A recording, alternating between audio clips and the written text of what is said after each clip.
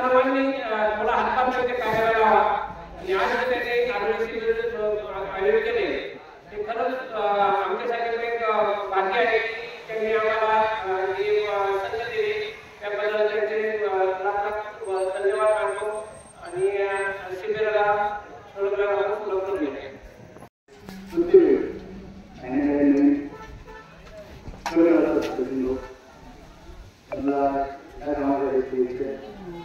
सर्वांचे